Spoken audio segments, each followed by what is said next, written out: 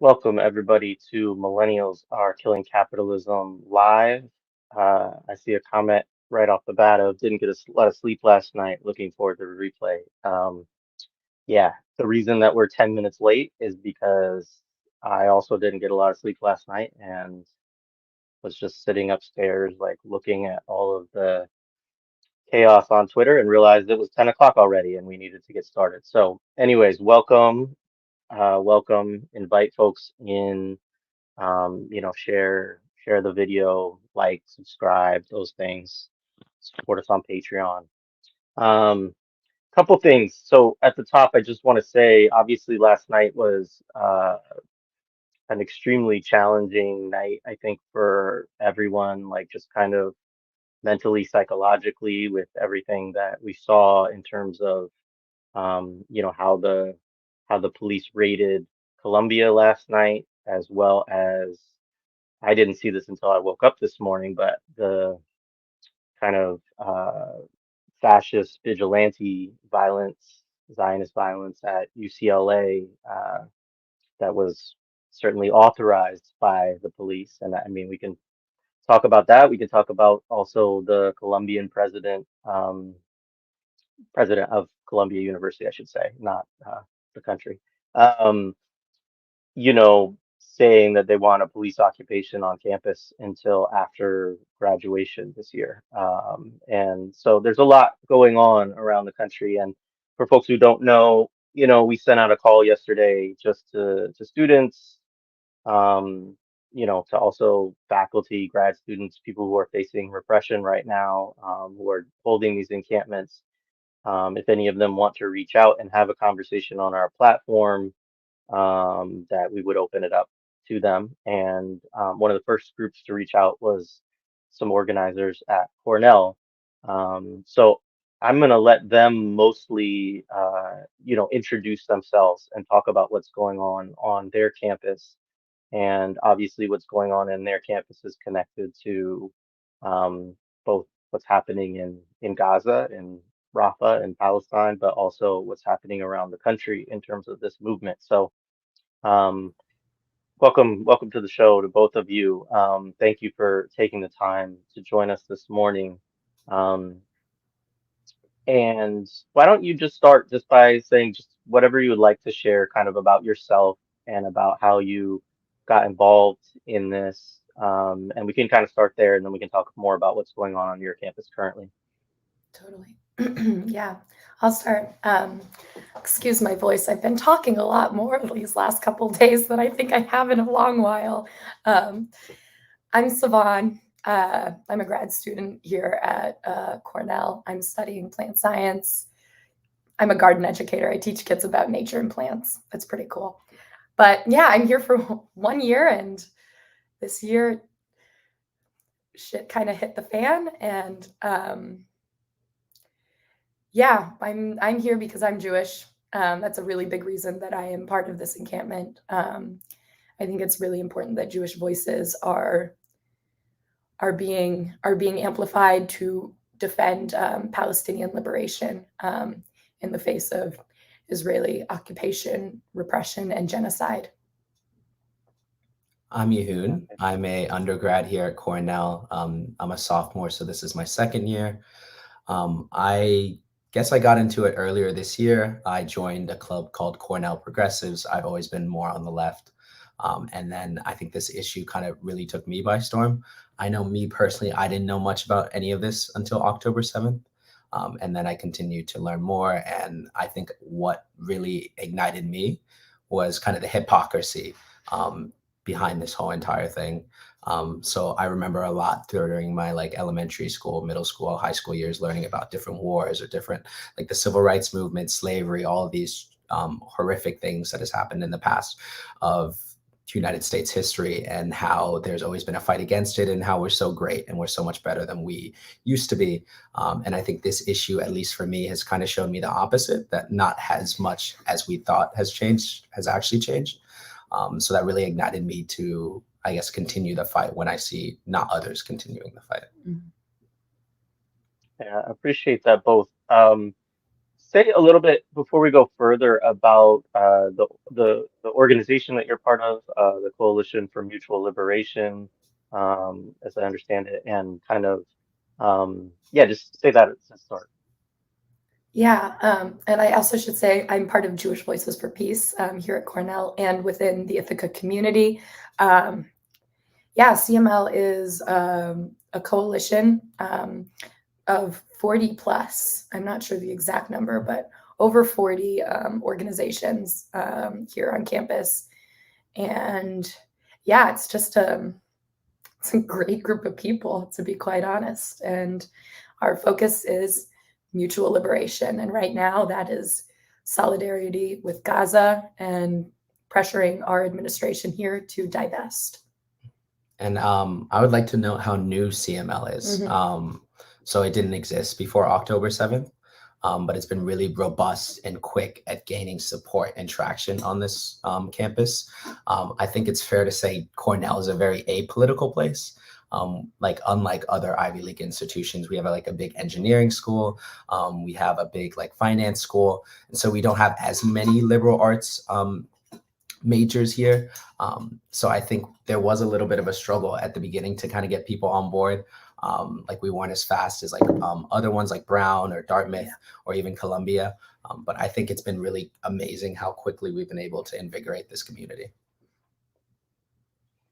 That's great. So let's talk a little bit about kind of what's currently going on. Why don't we start just kind of walk through some of the things that have gone on recently on your campus with regards to this, particularly since the last few weeks as encampments have become, kind of a bigger thing going on around the country. And obviously you can go back further than that and, lay some of the groundwork that you all have been doing. Um, but yeah, I'm just kind of curious, like what are some of the actions that are taking place on your campus? And actually, before we get to that, sorry, I jumped a question. I want to go back for a second. Apologies. So talk a little bit about the some of the demands, right, and some of the key areas of struggle on your campus and how these struggles are connected to the struggles in Palestine, because I think that's an important aspect of all of these struggles that doesn't get talked about enough within like mainstream media is the kind of obviously material links that you all are making between your institution and the genocide as well as Zionism, etc. So yeah, I think they're all connected, all about mutual liberation. So for example, our first one is talking about land grant universities and the Morrill Act. Cornell has actually never acknowledged the amount that it's benefited from the Morrill Act, the stealing of indigenous people's lands, the fact that we're basically like sitting on graves of indigenous people. It's never done that. And then obviously we want divestment. We want Cornell to call for a permanent ceasefire. And Cornell has ties to this university called Technion, which is an Israeli university, The right? Israeli Institute of Technology. Yeah. And so we kind of want those ties to sever, both academically and financially. Yeah. To be on that note, like before when I came to Cornell, when I came here, I did not know about that connection. That was shocking to me. And I just went to the visitor center yesterday for a museum and parks interpretation class. And we looked at this exhibit in the visitor center that's basically like a big advertisement for Cornell, of course. And multiple times it brings up Cornell Tech. And not once does it mention that it is in direct partnership with the Technion in Israel. And I just think that's appalling. Yeah. Yeah, and one of the other demands that I think goes along with mutual liberation is also like disarming the cops that are on campus and demilitarizing them, because why do we need cops with guns on our campus? Yeah. But Is that like, are they campus police or is it like an agreement with a local police department? How does that work on your campus? Yeah, so we have Cornell University Police Department, which basically is under the survey of the administration. Hmm. Hmm. yeah. So let's get into then some of the things that have been going on. So, talk a little bit about your encampment, which I think is called a liberated zone, and how you got to that point, and some of the things that are kind of going on recently on your campus with regards to that. Yeah. I mean, Columbia paved the path. We're following suit. The encampment was formed last Thursday, and it comes off the tails of the student referendum for a ceasefire and for divestment that passed like by a landslide. Like 2/3 of voters voted yes to both demands, or to both referendum questions, which is ceasefire and divestment. So this is just like we're taking another step further with that, putting more pressure onto our administration, waiting to hear. Martha Pollock, our president, has supposedly 30 days since the referendum was passed to respond. Of course, she hasn't responded yet. Yeah. She hasn't come down at all. I haven't seen her since the Board of Trustees meeting. But yeah, so that's been a big thing that we're kind of part of the push with this, is also pushing for a response from her and from administration on the referendum, which was historic and like the first in like 25 years. Yeah.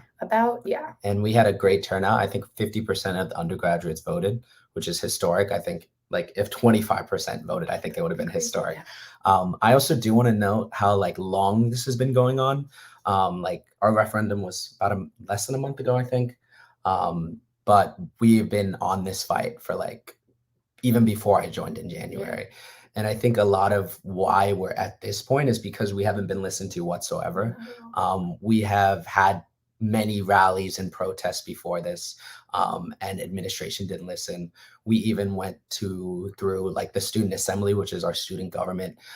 They were too scared to actually pass anything related to divestment. Many people speculating because they didn't want to hurt their own political careers. There was the sit-in that happened.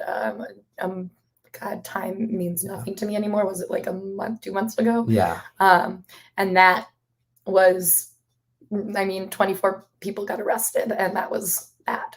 Mm-hmm. And you probably haven't heard much of it. Have you heard of the sit-in? No, I hadn't heard about that. Yeah, it was pretty cool. I was on the sidelines for that. But 24 people, 22 of them being students, 2 being staff, occupied Day Hall for until they got arrested. It was interesting because our divestment demands follow the 2016 kind of divestment guidelines that was created by the Board of Trustees. That day, and that was the sit-in was aimed at the trustees. There was a Board of Trustees meeting that weekend, like the annual Board of Trustees meeting. So and Cornell has like 64 trustee members, which is like bigger than most universities. But the pressure was on trustees for that sit-in. And at one point, I know like 2 members of the trustees like came by to chat with people in the sit-in and talk and be like, so what you're doing is not okay. And when told about this 2016 divestment guidelines, they didn't know about it. Like the Board of Trustees, like they were like, oh, what? Like they didn't even know about it. So yeah, there's a lot of ignorance, a lot of just like blindness to what's happening.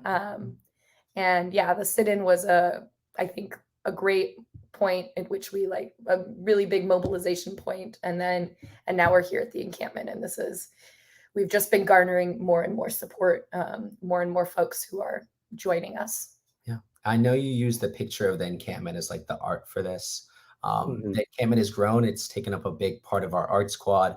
I think we have many amazing things there. We have a nice sense of community forming there. It's beautiful. We have like a public library as part of it. People's library. We have a food like station where we give it out to community members, including people in the encampment. So anyone who's hungry, students, staff, faculty, walking by is able to take any food that they want. And all that is from donations from the community as well. The donations have been incredible. Our mutual aid, like we have a whole health, personal care, supplies area. It's like it's incredible. We're currently like sitting in a room with some of the supplies. Yeah. The amount of food is amazing, and we're working in partnership with a few shelters or food banks in the area where we're donating any excess food that we have. But yeah, I just have to say that for me, I've been here for 1 year, and I have, as somebody who hasn't been in school for a little bit and is coming back into like the education world, it's been like pretty alienating. And I've like the imposter syndrome has felt really real for me until this encampment and this community that has been formed here. It's one of the most beautiful things I've seen, and it's one of the first spaces on this campus that I feel truly a part of and accepted as a Jewish student, as an anti-Zionist student. The conversations, just the individual conversations that have been taking place within the encampment, with people outside the encampment, with people who might even disagree with the encampment, for me have been really healing, to be quite honest, and kind of something I think I was really needing, and I think other folks have been needing that as well. It's beautiful. That's all I can say. That's wonderful to hear. So I want to go back to something that you said because you referenced these 2016 divestment guidelines. So could you say a little bit more about what that is and kind of where did it come from? Is it a campus struggle that produced these guidelines? Like what is that exactly? I think there was a campus struggle back then where I can't remember which country was it, like Sudan or something. So they were pushing it to the Board of Trustees, and the Board of Trustees passed it. So this is their 2016 standard guide to divestment. So it basically says the Board of Trustees must consider divesting from morally reprehensible acts, including genocide, apartheid, cruelty towards children. And so what Savan was pointing out was that the Board of Trustees, who literally passed this less than a decade ago, had no idea what this was. And also to note, they had no idea the demands that us as the students wanted, kind of highlighting the disconnect between these Board of Trustees, who many of whom do not live in the Ithaca region whatsoever, probably live as far as California, New York City, all across the country, just having no idea what's happening on campus. Come in here on their private jets. Yes. Yeah. Yeah, I mean that's the way it's designed, right? Is that these folks, I mean that's the type of relationship that I think exists across the country between leadership of institutions and trustees, particularly at places like elite college campuses, right? And so I'm not terribly surprised by that, but it does kind of give the game away in terms of how not seriously they take something like that, which is reprehensible for sure. So I know there's been some repression on your campus. I know obviously it's not to the degree of what we're seeing at some of the campuses, particularly that are in like major cities right now, and the level of like Columbia, UCLA, or Arizona that we kind of saw last night. But it's an interesting moment because obviously you have an instance where you have a president of the United States who's basically slandering these protests as like pro-terrorist, anti-Semitic. You have Congress, of course, continuing to push that narrative and upping the ante on it. You have the media, mainstream media, of course, as an echo chamber for that sort of commentary. And then you have this relationship that exists where, which I do think actually, I mean, I'm not surprised ever in terms of universities relying on police or having a kind of cozy relationship with police. But I do think it is a little bit, well, I know it's unusual, it's not completely out of the realm of United States history for sure, but it is unusual to see campuses working so closely with police to shut down organizing and to arrest students and so on. particularly given, I don't like the term myself peaceful protest because I think it tends to like be used in a way that demonizes people who take direct action or, engage in property damage or things like that. Um, but nonetheless, I think that most of what we've seen from the encampments has been the kind of stuff that you're talking about, where it's like these beautiful collections of people who are sharing knowledge and art and political education and gathering together and trying to take up space to push forward demands, right? And so, in some ways, we would say that is kind of, a definition of kind of nonviolent or peaceful protest. Um, and so, have you been surprised by kind of how eager and heavy-handed that the repression that you've seen, both what you've seen on your campus, you can speak to that, but also within the U.S. as well. Yeah. Yeah, no, it's been I don't I'm yeah, I'm seeing the videos from last night of oh, like an army of police marching into Columbia's campus. And somebody who's from New York, it's terrifying. I think thankfully here it's like I don't know, they might like state troopers are always a potentially National Guard, but like our police force is definitely not the NYPD for sure. But no, repression is it is happening. I mean, the other thing that has happened within the last couple of days is we had 4 students, 2 undergrads, 2 grads, who were temporarily suspended um, for participating peacefully. 3 of them were actually even like helping with like negotiations and communication with administration, and they were like targeted. But 2 of them were international students, so now their visas for staying in this country are at risk.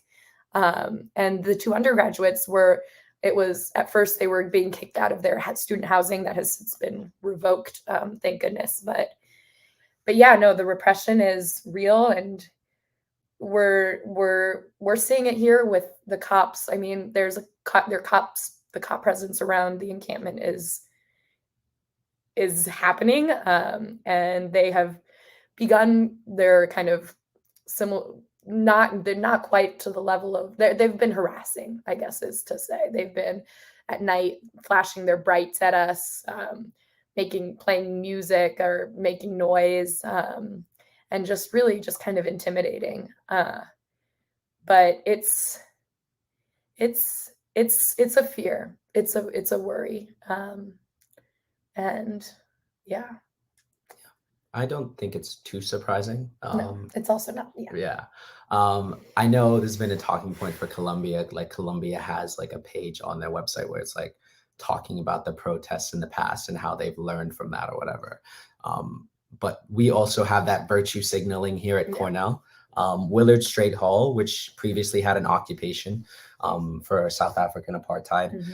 There's like a whole little shelf on the like wall where there's this woman's picture, and then commemorating her for being like an activist during this time period. And I just find it extremely hypocritical how the university continues to do the like same thing. watch in like 30 years, they're gonna have a fucking plaque or some shit for this, what we're doing here, and we're gonna all have to be like, hell no, y'all didn't support us at all. Yeah, someone made a joke there was going to be a camping week in 30 years. Oh Lord. It's crazy. It's so true. Also, I mean, this is the thing, right? Is that they will, demonize you all. I mean, I know, like Mamadou Tall is one of the the students who's been suspended, as I understand, who also hosts the podcast, The Malcolm Effect. And so I'm familiar with him. I don't know him personally. Um, but yeah, I mean, it is wild that they, they'll. I mean, I- it's hypocritical, right? Is the way that we can put it. Obviously, we should expect it because it is a pattern, right? And hopefully you all will continue to have the the fortitude when they come around to trying to commemorate you all to to denounce their commemoration. Um, yeah. So one thing I wanted to say is that the student protests in the U.S. have been praised kind of around the world by a lot of the forces that have been most active in responding to trying to prevent the genocide, trying to support also the Palestinian resistance, including factions from the Palestinian resistance and groups like the Palestinian Farm Workers Union in Palestine, as well as like I saw, a picture of people in Yemen holding up a poster, expressing solidarity with folks on student campuses. So I'm curious for you, how much you see that connection to the kind of international resistance movement. How much do you think about this in terms of just stopping genocide as opposed to also like this kind of what I would call an international movement around Palestinian liberation as well? Yeah, I think here it becomes, at least for me, a lot more ideological, in the sense that like the Farm Workers Union or the Popular Front, are groups that have a socialist or Marxist like lean. I think a lot of what has occurred, from two ways, from like the political angle, of United States needing some aspect in the Middle East. And then I think it comes a lot from capitalism. The fact that a university is unable to divest from weapons manufacturers, like that sentence should not be that crazy. Like you shouldn't be suspended or you shouldn't be harassed by police for fighting for that. Um, and the fact that, um, defense lobbies will continue, the fact that the United States just passed 26 billion more dollars to go to Israel is insane to me. I think it's a big fight, because this is an international imperialist colonial like capitalist system of oppression that like everyone has to fight against. And the world is entrenched in it right now. Like this is a world that the decolonization of the world, that's like I feel like that is what's happening right now. Like it's part of this larger movement. Like right now, our focus is Gaza and the people of Palestine because they are being decimated. But this is, I don't know, for me, I've really settled into the idea that this is going to be like a life's work for a lot of us, and it's not going to happen immediately. But yeah, our we are inspired by the resistance because it's to fight oppression. To I mean, I as a Jewish person, I mean, I think about people, the Warsaw Ghetto Uprising. I mean, that's it resistance and decolonization. It require it it's necessary. um so this is all ultimately centered in the notion of mutual liberation, and that is, yeah, that's why we're here. That's beautiful. I just want to say that. And I appreciate that you all. I mean, we're millennials are killing capitalism, right? So it's like, so for us, it's like, oh, great, they're making all the right connections, But I totally agree with everything that you just said, and your analysis as well as like why should it be so difficult for these institutions to divest from Zionism and from the military-industrial complex? And it's like they're part of it. No, this is a Cornell is a corporation, and Cornell's intentions, and it's on money. It's money. It's about keeping the money because they have a lot of money. That's how this campus, that's how we got the land grant, is because Ezra Cornell had this a lot of money that was stickily obtained. But it's all about money, and that's they're the whole notion that they're here, they're trying to protect us, they're trying to help up. It's just bullshit. It's just bullshit. Appreciate that. So I I didn't send you all this question beforehand, but it's one I just was thinking of as you all were talking that I'd like to ask, which is just sort of like, obviously, that, I mean, you just referenced, the idea that it's going to be a lifelong, struggle. I mean, one of the things that one of the considerations, which you already spoke to in terms of some other students too, is obviously what this means for careers or job opportunities or and of course I'm not saying that glibly, like that's part of the reason people go to college is and to university, right, is to get job opportunities, right, like that's kind of fundamental to it. um and obviously, we're at this point where yet like thousands upon thousands of your peers. I mean, I don't know how many, right? It's a lot of people who are participating in these encampments. There's, I don't know. It's impossible even to keep track at this point of how many colleges this is going on at, and how many people are participating at each school, right? Um, and so you have I think on one level, a very real kind of watershed moment where a lot of people are making a decision that actually like probably is against their immediate sort of material self-interests. And so talk about that for a little bit for the two of you. I mean, what has that been like in terms of thinking about the future that you want to be a part of, and the sacrifices, I guess, that you are comfortable making in terms of bringing that about? Yeah. Yeah, it's funny you say that because for me, I mean, I studied acting in my undergrad and now I'm a nature educator, so it's like for the last 6 years. But I was really struggling to get a full-time job doing it because my undergraduate degree did not support my knowledge that was mostly self-taught. And that's why I'm here, literally just so I can have a degree to back up what I know from experience. And not to say I haven't learned anything this year. I've learned some stuff. 5-year-olds aren't going to need to know scientific names of trees, but I've learned some. It's the only reason I'm here is so I can get like a full-time job and be paid maybe just like a little more. And at this point, I mean, I really am hoping I don't get suspended, but at least there's the graduate union, student unions, so I could have that to back me up. But I don't know. It's kids are dying.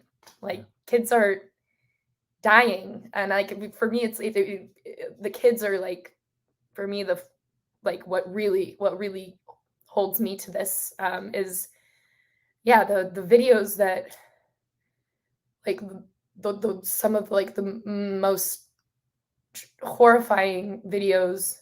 Like it's traumatic for me to watch the videos, and so if it's traumatic for me to watch the videos, like I can't even imagine like the trauma of these children who are watching their pregnant mothers shot in front of them. I'm thinking about that child I saw and the way he spoke as a 5-year-old as if he was like 15. Like that's like a degree doesn't matter. I mean, like I'd like the degree, but it doesn't matter. And like I paid a lot of money for this degree, but children are dying, and children like they need help. It's horrible. So that's for me, that's where I'm at. And like jobs, if people are going to tell me like they're not going to hire me because of my participation in this, I don't think it's a place I want to work for anyways. Personally, then that comes from like that's a privilege. I'm privileged to be able to say that. But I think that's why I'm here is like I'm not an international student. I'm one of the folks. I'm white. I'm like one of these. I think I'm one of the people who like really should be like putting their bodies on the line because of our privilege. And so that's for me. That's why I'm here. Because the baby's dying. It's just I can't it's hard to sleep at night. Yeah, For me, it's much of the same thing. I study computer science, so I think I very much know that I will probably go into the corporate world of some Oh, type. you're gonna make a lot of money. Hopefully. Um, but I kind of agree that it's I think, and it goes back to me saying the hypocritical nature of my education from my youth. I think it would be wrong for me to know that something so awful is happening and for me to stand silent. I think about at least my identity. I'm adopted from Ethiopia. Mm, So for me, I think I can empathize in the fact that like one's decision back when I was 3 years old could have me in Ethiopia, living a totally different life, not yeah. being at a prestigious institution like Cornell. And I think it also gives me the empathy of I could also be just a Palestinian kid. I could have just been born there and have lived that life. And it would have hurt me to know that people could have done actions as small as voting yes on a referendum or going out to protest and telling their school to divest.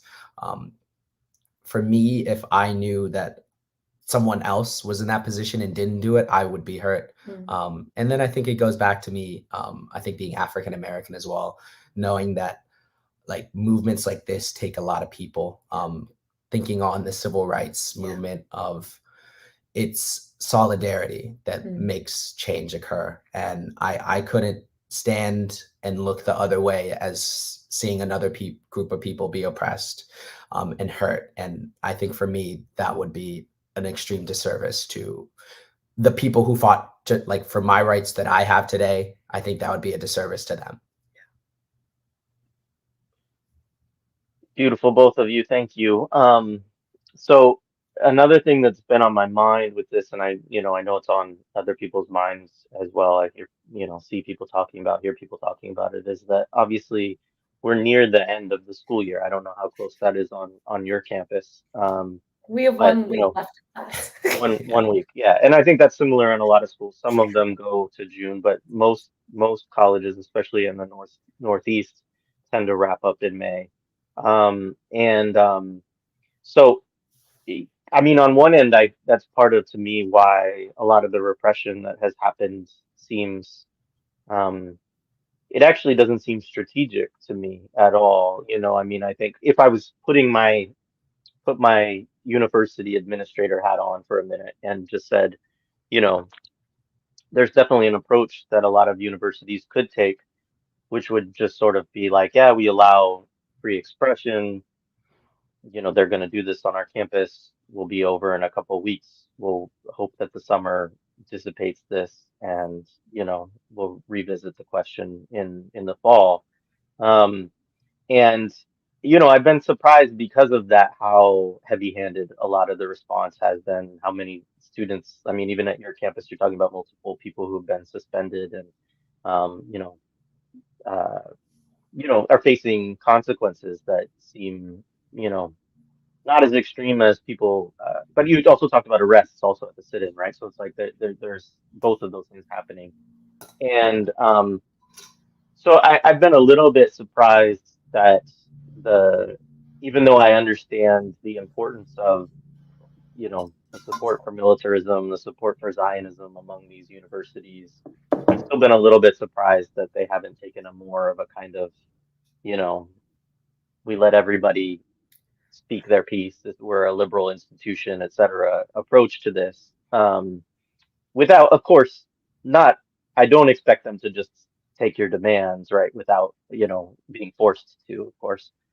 Um, so anyways, I'm curious about how you all are thinking about the end of the school year and if that's a consideration, if there's any thought into, and I don't want you to give away, of course, your strategy or your approach, of course, if you have something planned, but um, yeah, what have the conversations been like about that? I mean, I think it's just something to think about for not just you all, but for the kind of solidarity movement in the United States in general of, you know, when this, if this phase comes to an end, what will happen, afterward? How do we continue to keep this energy going is part of what's on my mind. Yeah, I also I want to highlight that the theme of this year at Cornell University is freedom of expression. Meanwhile, in December, our president created this interim expressive activity policy that basically like really limits students' ability to protest, amplified sound, flyering, postering, like so many things that are like really it's like the irony is unending. So I just want to put that out there as we're talking about like plans and also just like how we've been like the notion that yeah, campuses should be a place of free expression and speech and idea and thought and and this administration has really shot themselves in the foot with that one. But yeah, we are it's real what's I one of the things that I have found most cool about this encampment is watching like the way decision making is done. And we in the liberated zone, we have this really awesome, like very democratic, requiring full consensus to make any decisions. So yeah, if you we can't share any plans right now, but if folks are interested, we have our we're on socials on Instagram. Are we on TikTok? I don't know. Okay, cool. That's cool. I'm not on TikTok. But CML is on Instagram. And so if more things continue to happen, it will be posted there. Great. Yeah, and that's in the show notes for folks to follow their Instagram, as well as you all have a link tree that has talks about different things, different pieces, and yeah, we have a website too. Yeah. Right on. So I'm gonna, if folks in the audience have any questions, I can take a couple. But I also, before I get to that, just want to say if you all want to talk about any ways that you're looking for people to support, whether they're people that are local to, near Ithaca or Cornell, or just people that are anywhere. Yeah, I mean, if you're in Ithaca, come show up. You can come into the encampment. There's a little bit of a process to do that, but we are always welcoming people. Or come hang out outside where teach-ins are happening every day. I think we're going to be starting to do like some dance classes. I don't know. I'm involved in that. I'm really excited for that. There was a Palestinian like live music a couple nights ago. I also wasn't there for that, but it's been just really beautiful. And if folks want to send donations, we're also accepting. The mutual aid has been incredible. And again, anything that isn't used by us will be donated. But also, I personally want to encourage people to maybe go find, if you're not in Ithaca or New York, find the encampment at your local university. I know, like my hometown in New Mexico, like my mom's been going to the encampment there, showing up and supporting. So that's really all for me I can say is show up. You can donate. We take online monetary donations as well. But if you're in a different community, I would say go support the encampment that's there. Yeah, it keeps our campers safer too. The more people we have as well. The more people we have, the safer we will be. Yeah. Appreciate that. So there's a couple of things that I'll bring up from the chat. One, solidarity from South Africa today. There was also folks tuning in. Let's see if I can find it from Palestine. I missed it, but yep, Laura from Good Shepherd Collective. Shout out to their work. And I want to bring in a question. So this is kind of like it. There's a character limit, so they're trying to work within that. So we'll try to make sense of it as best we can. But does the uni participate in any military programs, partnerships, university inventions are given to military, and the military give it to any institution, IFF, and police? Then they use it on the people or just people getting weapons from the military. So I guess Yeah. primarily a question about links between Cornell and the military, as well as, I guess settlers or the IOF. So I think so there's kind of two parts of that. So Cornell has corporate partnerships with seven weapons manufacturers, including one Israeli weapons manufacturer, Elbit.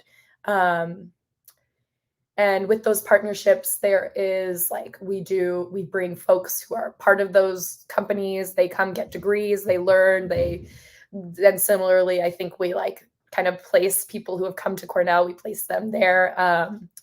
And so like people are definitely involved in creating in weapons manufacturing that's being used in Gaza right now as we speak. The other thing is Cornell Tech and its relationship with the Technion, the Institute of Technology of Israel, is, yeah, I mean, the Technion is behind a lot of the weapon systems, including I think like the unmanned bulldozers, and also I think some of the AI. I'm not like I'm not sure if it's exactly like the Lavender program, if that is directly in relationship to the Technion. I'm going to Google that in a minute, but there are like and Cornell Tech works directly with the Technion. So yeah, it's Cornell is they are complicit. Their hands are bloody. Our hands, I don't know. My hands are bloody because I'm paying tuition to this university, and like that's why that's the other reason I'm here. Is like I can't. It's so hard. It's so hard to reconcile that I'm both paying money to this university and also like yeah, and that money is being used, and maybe not that money, but money from this university is being used to develop these killing machines. And I think it's also the fact that it's so normalized here, right? Oh, yeah. There's we have like project teams in our engineering school, which are just basically like where people come together and make like cool robotic projects or whatever. And you will see like many of those are sponsored by Boeing, Raytheon, other defense companies. And maybe that comes with the space of engineering, but it's so normalized here to participate in that, and be an active contributor to those defense companies. Yeah, and I don't know. I've like been also thinking about like divestment and stuff, and I'm also I don't know. Like I have like a Roth IRA or something, and I'm like I have to now. I this is I don't know, like any equity fund, like any fund that is managed by a bank that's like they're deciding where your money is invested in, like the chances that that money is being invested into like a weapons manufacturer or even like Google or Microsoft, like which are also part of this problem, it's everywhere, and it's kind of it's frightening for me and overwhelming. Well, I think that those types of connections, well, we should do the best we can to sever them. But um, like there's this book by Fred Moten and Stefano Harney, and I think they've written two together, The Undercommons and All Incomplete. I think it's in All Incomplete where they talk about this. But there's this discussion of complicity, and I think that like it's something that we can get very it it obviously produces a feeling of guilt and a feeling of yeah, complicity in what's going on. And I mean, that's true, right? I think everybody in the United States, to some degree, whether they support it or not, has some level of complicity.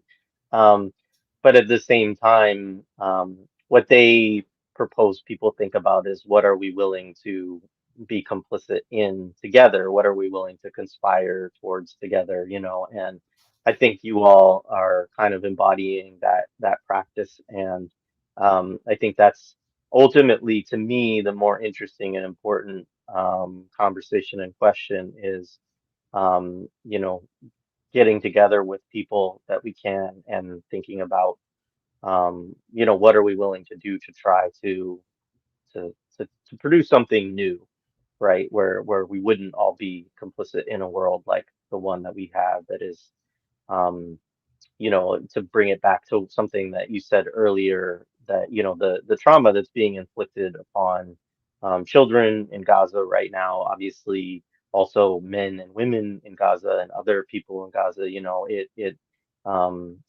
all over the world too. I mean, it's not, I know that Palestine has been a focal point and should be for a lot of reasons, but we could talk about the same problem in terms of Congo or Sudan or um, Haiti. you know, Haiti, absolutely. Yeah.